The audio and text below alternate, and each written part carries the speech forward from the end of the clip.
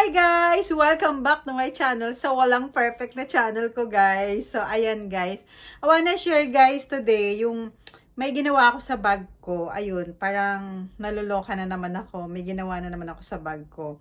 So nagtry lang ako. I wanna share guys, may pinaint ako sa bag ko. Yung Celine na last time, binlog ko na rin yun. Pero eto, papakita ko lang. Bumili ako sa, tinry ko lang naman i-paint. Bumili ako sa Shopee ng, ayan, Lonti and Paint. Yan. So, eto kaso lang, hindi pala siya matte sa color kasi beige lang siya yung kulay. Pero guys, nabili ko to, maganda naman siya. Tinry ko to yung last time na nasira ko na LB ko, one time. Pero guys, pakita ko naman sa inyo. Ang kagandahan lang nito, madali lang pala siyang matuyo. Itong paint na to. Ang problema lang, hindi lang sila nag-match ng ginawa ko. Pakita ko sa inyo guys, yung pinaint kong bag na Celine. Kasi nabili ko ngayon, tapos medyo old na din siya. So, at pinaint ko siya.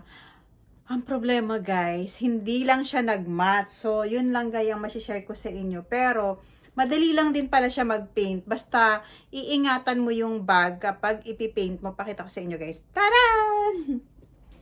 Sa walang perfect na vlog. So, ayan guys, tingnan nyo guys. Oh, 'di ba ito yung Celine. Tapos, kasi nga, medyo madumi siya. Ayan, nakuha ko kasi medyo, ano na siya dito.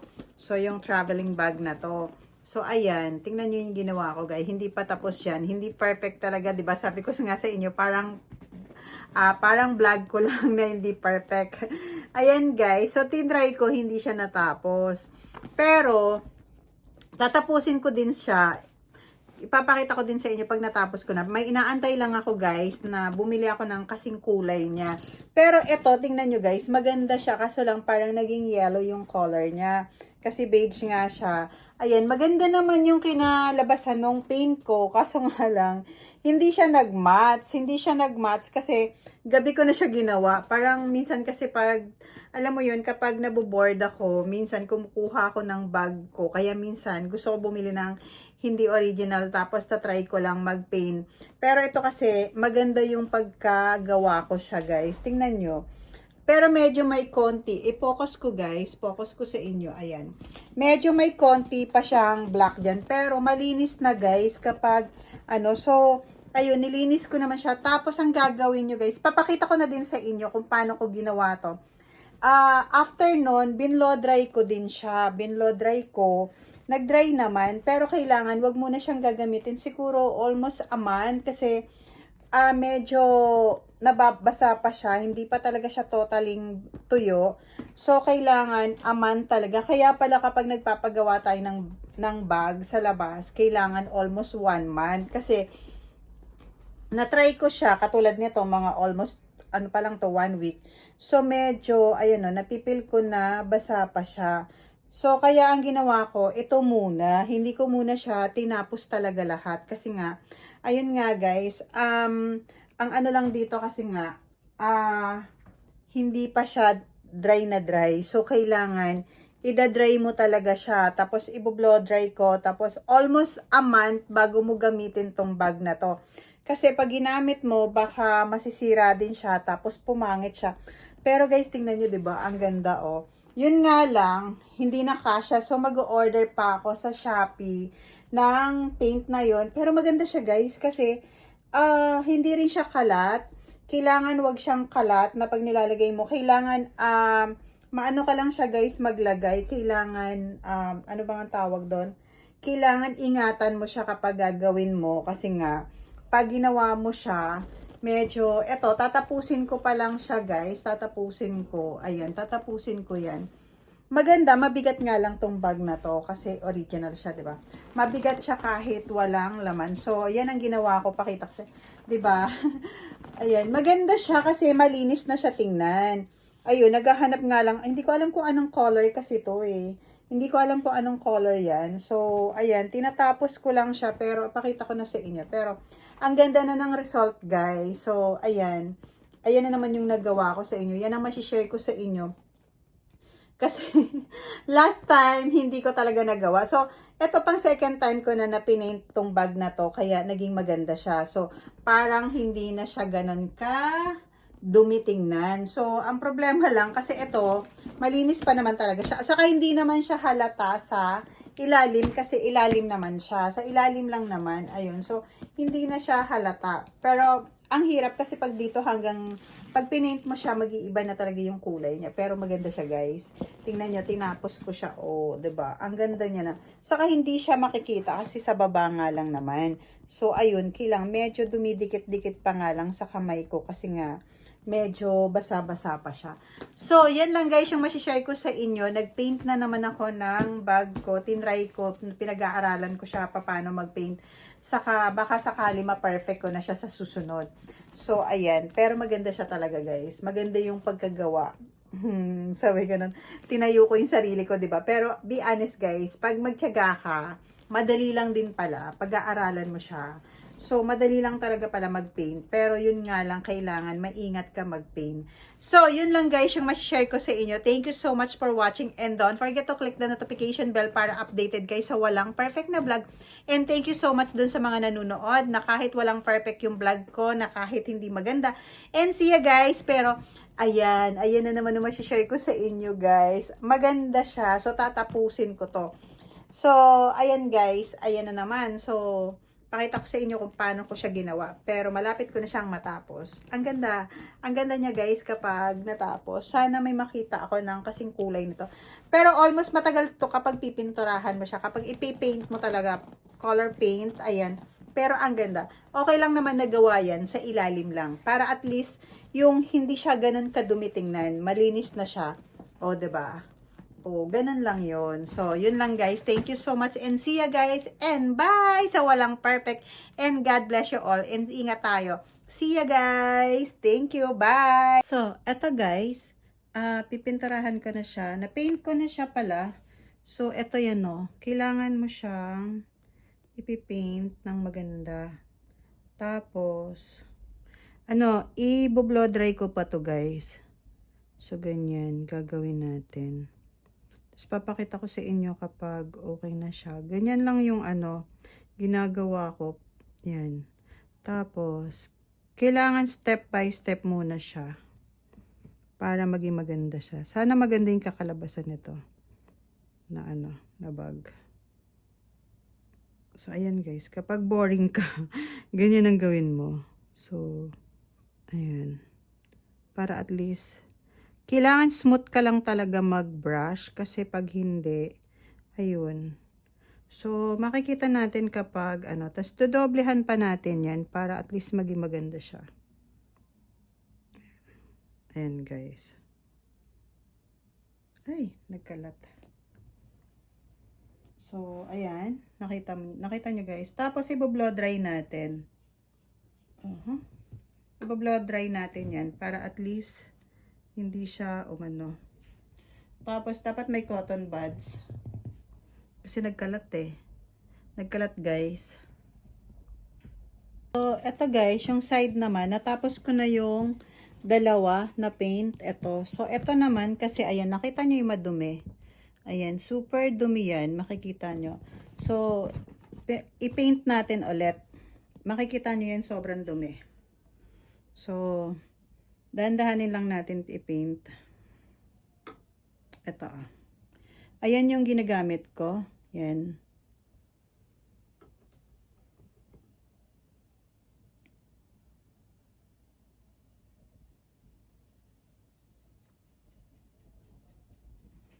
So, kailangan smooth lang yung paggawa mo para at least hindi siya pumangit. I mean, maging maganda yung gawa. So, ayan. Hindi naman ako talaga perfect gumawa, pero tinatry ko siya na maging para at least hindi na maging madumi yung bag ko. So, ako na lang yung nagpaint. Try ko lang. Kasi ito, traveling bag lang naman. Hindi naman siya ganun ka, talaga. Hindi naman din araw-araw ginagamit. Minsan lang. Ayan. Yun nga lang, pag ginamit mo to, almost 1 month. Kasi idadry mo talaga siya. Patutuyuin mo siya. Ayan. Ayan. So, ayan. And then, after nito, step 2, ibo-blow dry mo na siya. Tapos, antayin mo lang siya ng matuyo. Tapos, wag mo muna siyang gagamitin para at least dry na dry talaga siya. O, 'di ba? Ang ganda na, guys. O, malinis na, 'di ba? Ang linis niya na, o. So, ganun lang.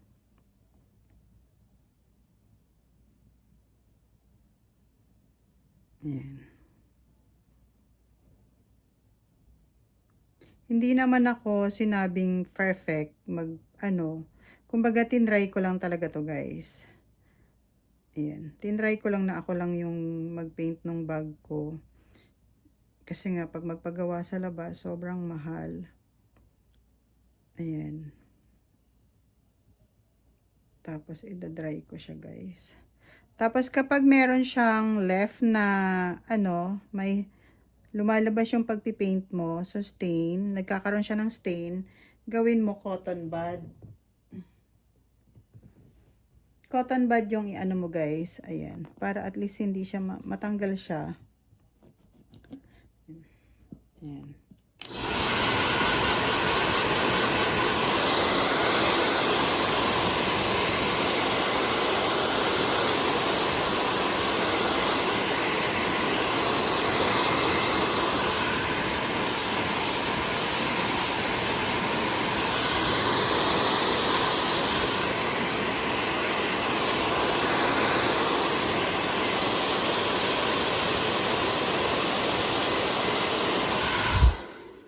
Ayan, so, 'di ba? Malinis na. So, isa na lang. Malinis na siya, guys.